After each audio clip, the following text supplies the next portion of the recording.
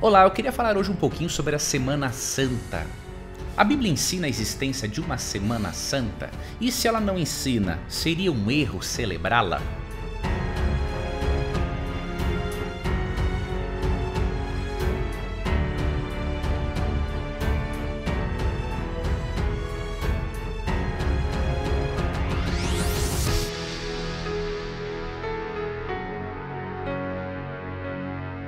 Vamos responder essa pergunta. Em primeiro lugar, a Bíblia não ensina realmente que existe uma Semana Santa. A Bíblia ensina que existe um dia santo. Se você ler Gênesis capítulo 2, versos 2 e 3, você vai ver que na criação, obviamente, quando nem se sonhava ainda em ver qualquer judeu israelita na face da terra, Deus já havia santificado, abençoado e santificado o sétimo dia da semana. E em Êxodo capítulo 20, versos 8 a 11, o sétimo dia da semana é chamado de sábado. O sábado foi santificado, ou seja, separado por Deus para um uso sagrado, para que o ser humano mantivesse uma comunhão ainda maior com ele, com um tempo ainda de maior qualidade, contemplasse as obras da criação, para que Deus, como Criador, fosse preservado na mente das pessoas. Então, biblicamente, não existe uma Semana Santa, existe sim um dia santo. E você deveria, caso você ainda não conheça sobre a doutrina do sábado, você deveria estudar essa doutrina.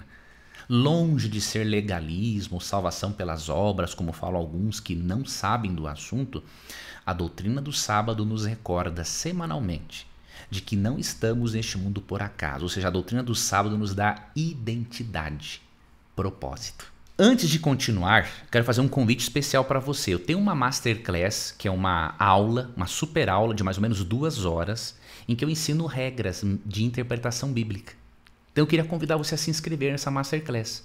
Ela é muito acessível, fácil de entender, de fazer, e ela é acompanhada de um e-book para você exercitar o que eu estou ensinando e para você levar com você ao longo da vida. Este e-book, inclusive, apresenta algumas dicas e regras para você interpretar os textos bíblicos. Então eu convido você a se matricular agora mesmo. O link está aqui na descrição do vídeo. Sobre o celebrar a Semana Santa. Bom, se não existe uma Semana Santa, seria um erro ou um pecado celebrar a Semana Santa? A resposta seria não. Por quê? Quando algo não está na Bíblia, por exemplo, não existe uma Semana Santa, você tem que avaliar o princípio por trás da questão. Existe algo na Bíblia que proíba você separar uma semana em especial para focar apenas no sacrifício de Cristo em favor da humanidade? Não existe algo que proíba isto. O erro seria eu dizer que a semana tal é santa, sendo que a Bíblia não ensina a existência de uma semana santa. Ela ensina que há um dia santificado, tanto que se tornou parte do 4º mandamento, do decálogo, ok? Agora, não tem problema algum você separar uma semana durante o ano para você falar do sacrifício de Jesus Cristo para as pessoas. Na verdade, é uma irresponsabilidade uma igreja que não aproveita este momento em que os corações das pessoas estão mais assim sensíveis a isto. É uma irresponsabilidade quando uma igreja não aproveita este momento. Vou mostrar aqui 2 versos para você, cujos princípios podem ser usados para eu lhe provar isso. O primeiro texto que eu quero mostrar para você aqui, encontramos em 2 Timóteo, capítulo 4, verso 2. Veja que para o apóstolo Paulo, todo momento era o momento, diríamos assim, de pregar a palavra de Deus. Em suas orientações ao jovem pastor Timóteo, Paulo disse aqui em 2 Timóteo 4, 1 e 2, olha como ele foi forte nisso aqui, enfático, né? Conjuro-te perante Deus e Cristo Jesus, que há de julgar vivos e mortos, pela sua manifestação e pelo seu reino. 2 pontos. Prega a palavra. Insta ou insista, não é? Quer seja oportuno, quer não. Corrige, repreende, exorta com toda longanimidade e doutrina. Então Paulo diz a Timóteo para pregar em tempo e fora de tempo. E também para exortar com toda longanimidade, paciência e doutrina. Olha aquele chavão, não é absurdo. O que importa é Cristo e não doutrina. Não entende nada de cristianismo que afirma uma barbaridade dessas. Porque as doutrinas, elas nos ensinam aspectos diferentes do caráter de Deus, do caráter de Cristo, até para nos relacionarmos melhor com Ele, para fortalecermos a nossa mente contra o erro e nos firmarmos na verdade. Pregue, em tempo e fora de tempo. Então, se há um momento do ano em que as pessoas falam numa Semana Santa, mesmo que ela não seja santificada por Deus, aproveite o momento para pregar a palavra. Porque Paulo diz, prega em tempo, fora de tempo. Um outro texto importante que nós podemos analisar é 1 Coríntios capítulo 9, a partir do verso 19. Olha a estratégia de Paulo. Porque sendo livre de todos, fiz-me escravo de todos a fim de ganhar o maior número possível.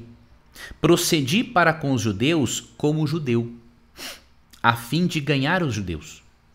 Para os que vivem sobre o regime da lei, os que achavam que a lei era a salvação pelas obras, que a pessoa adquiria salvação por meio das obras, não é? Como se eu mesmo assim vivesse, para ganhar os que vivem debaixo da lei. Embora não esteja eu debaixo da lei, como meio de salvação, né? Ao sem lei, como se eu mesmo fosse, não estando sem lei para com Deus. Ele não era um libertino. Ele apenas alcançava a pessoa em cada momento no qual ela se encontrava. Se uma pessoa vivia sem lei, ele criava uma outra estratégia para ensinar o evangelho e depois ensinar a importância da lei de Moisés. Se o indivíduo fazia da lei de Moisés o meio de salvação, ele ia por um outro meio, ele usava aquilo que é comum a fim para de outra forma ensinar o verdadeiro papel da lei de Moisés, que é uma revelação de Deus, do Deus que salva. E continuar sem lei como se eu mesmo fosse, não estando sem lei para com Deus, mas debaixo da lei de Cristo, para ganhar os que vivem fora do regime da lei. Fiz-me fraco para uns fracos, com o fim de ganhar os fracos. Fiz-me tudo para com todos, com o fim de, por todos os modos, salvar alguns.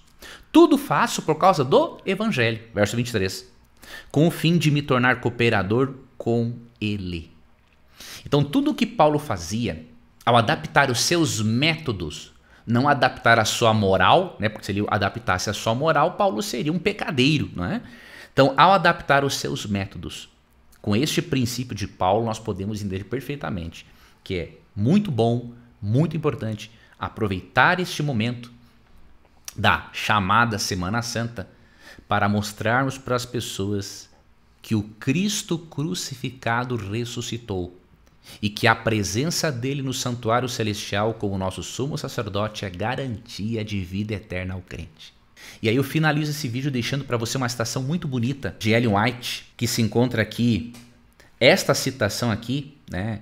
Essa aqui eu estou tirando da meditação Filhos e Filhas de Deus, de 29 de novembro. Ela diz o seguinte: far-nos-ia bem passar diariamente, veja, não é só uma Semana Santa ao longo do ano lembrando de Cristo, tá? Olha bem. Far-nos-ia bem passar diariamente 1 hora a refletir sobre a vida de Jesus. Veja, isso aqui era bom você ensinar para as pessoas na igreja durante a Semana Santa. Olha, nós estamos celebrando essa Semana Santa, não é uma Semana Santa, há um dia santo, mas aproveitamos este momento para enfatizarmos o que Jesus fez por nós na cruz do Calvário. Mas veja, de acordo com essa citação aqui, poderia passar isso para a pessoa na igreja. Far-nos-ia bem passar diariamente, não só uma vez ao ano durante uma semana, diariamente 1 hora a refletir sobre a vida de Jesus. Deveremos, e ela ensina como, tomá-la ponto por ponto e deixar que a imaginação se apodere de cada cena, especialmente as finais. Sabe aquela semana final que envolveu seu julgamento, crucifixão e tudo mais? Olha que interessante. Ao meditar assim em seu grande sacrifício por nós, nossa confiança nele será mais constante, nosso amor vivificado, e seremos mais profundamente imbuídos de seu Espírito. Que bênção, não é? Uma citação como essa que nos ensina, né, a forma de nós celebrarmos realmente o sacrifício de Cristo, lembrarmos da vida de Cristo, não apenas uma vez ao ano, mas diariamente, por pelo menos 1 hora. Que você tenha ótimos momentos neste período do ano. Que você seja um instrumento poderoso de Deus para levar a mente das pessoas ao Cristo crucificado, ao Cristo ressuscitado, que hoje se encontra no santuário celestial, como nosso sumo sacerdote. No próximo vídeo vamos ver sobre algumas pérolas, algumas afirmações, alguns comentários que são verdadeiras pérolas, que às vezes você tem que rir para não chorar. Então eu peço que você acompanhe o próximo vídeo. Para isso, se inscreva no canal, ative a notificação, o sininho das notificações, ative porque é importante. Senão você não vai ser notificado do conteúdo novo que eu estou postando aqui, tá bom? Aguardo você então no nosso próximo encontro.